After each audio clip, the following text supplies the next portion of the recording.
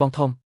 នៅលើដីខាងមុខមានមនុស្សម្នាក់ដូចជាត្រូវគេបោះស្បែកទាំងរស់អញ្ចឹងតើជាស្នាដៃរបស់ពួកខ្មោចមែនទេគឺមនុស្សជាអ្នកសម្លាប់មុខរបួសស្លាប់ត្រង់ទ្រូងគឺបង្កដោយកម្មបិទខ្លីពេលនេះគ្រោះកាច់បានមកដល់ហើយបែរជាមានមនុស្សតាមប្រមាញ់គ្នាអញទៀតមើលទៅអាចកំបាំងនៃការផ្សាំសាក់ប្រហែលជាមានគេដឹងបាត់ទៅហើយបងធំការផ្សាំសាក់គឺជាអ្វីទៅឲ្យតែគេហាន់ស្បែកសាក់ដែលមានធម្មពលយកមកផ្សាំលើមនុស្សម្នាក់ទៀតគេនឹងអាចមានធម្មពលបានសាក់ដែលខ្ញុំទើបតែដាស់បានខ្សោយណាស់បើជួបពួកវាច្បាស់ជាចប់មិនខានទៅថ្ងៃក្រោយត្រូវចេះប្រុងប្រយ័ត្នផងយើងទៅមើលខាងមុខបន្តិចទៅពួកខ្មោចចង្រៃអស់នេះចិញ្ចឹមមិនឆ្អែតសោះរាល់ថ្ងៃយកសាក់សពគ្រូសាក់ឲ្យពួកវាស៊ី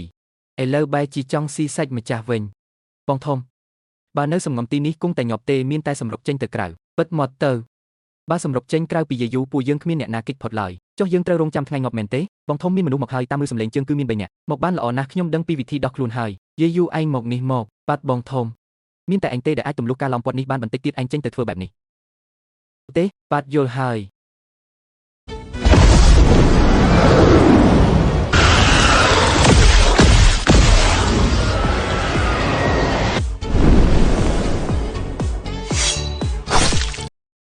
មកចុះពួកខ្មោចនេះជារបស់ដែលឯងចូលចិត្តបំផុត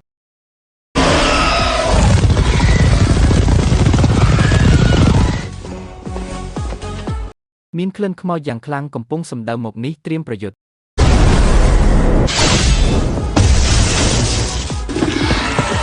បងប្អូននៅខាងមុខជួយផងបងប្រុសខ្ញុំសុំទោសដែលធ្វើឲ្យរំខានខ្ញុំគ្រាន់តែដើរកាត់ក៏ត្រូវពួកខ្មោចដេញតាមពិតពួកខ្មោចនេះគឺវាជាអ្នកតាក់មកសោះចាំមើលវាចង់លេងល្បិចអីមិនអីទេយើងមិនអាចឃើញគេស្លាប់ហើយមិនជួយបានឡើយម្នាក់នេះកម្លាំងខ្លាំងតែខួរក្បាលស្រាលណាស់ចាំកំចាត់ពួកខ្មោចហើយនឹងបកស្បែកវាតែម្ដងកំចាត់ពួកខ្មោចសិនទៅ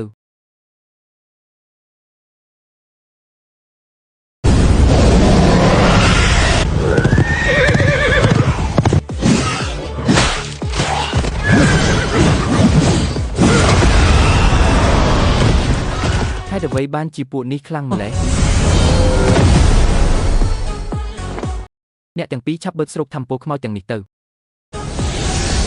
ធម្មពលខ្មោចច្រើនណាស់បើមិនបឺតខ្លះពិតជាស្ដាយណាស់ខ្ញុំបឺតយកបន្តិចនៅក្បែរនេះសិនចាំរត់ចេញពេលនេះមិនរត់បែរជាចង់លួចស៊ីចំណេញទៅវិញចាំបន្តិចទៀតនឹងដឹងដៃគ្នាហើយ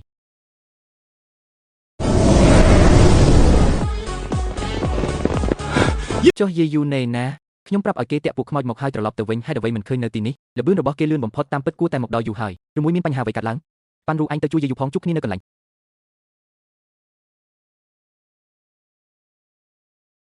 ចាស់ហមពលខ្មោចដែលសក៏មិនសូវច្រើនដែរខ្ញុំមិននៅកំដរពួកឯងទៀតទេមិនក៏ចង់ទៅចោលគ្នាទាំងមិនបានលាសំបីមួយម៉ាត់អរគុណបងប្រុសដែលបានជួយជីវិតចាំថ្ងៃក្រោយខ្ញុំនឹងប៉ាបងផឹកស្រាពេលខ្ញុំមកដល់ឃើញសាកសពគ្រូសាក់ម្នាក់ស្បែកសាក់របស់គេត្រូវគេហាន់បាត់តាអញដឹងទេអ្នកដែលស្លាប់នោះគឺជាមិត្តភក្តិខ្ញុំត្រូវម្នាក់ពាក់មុខខ្មោចសម្លាប់ខ្ញុំរត់គេចពីវាទៅមកជួបពួកខ្មោចទាំងនេះបងប្រុសបើជួបអាឃាតកមុខខ្មោចនោះត្រូវប្រយ័ត្នផងខ្ញុំបានជួបវាហើយអាឃាតកនោះ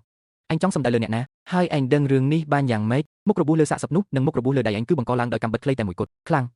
ពិតជាខ្លាំងមែនតែគួរឲ្យស្ដាយឯងខាត់ខ្ញុំមិនបានឡើយគួរឲ្យចាប់អារម្មណ៍ណាស់ប៉ៃអូចាំងដល់វេនឯងចេញមុខហើយ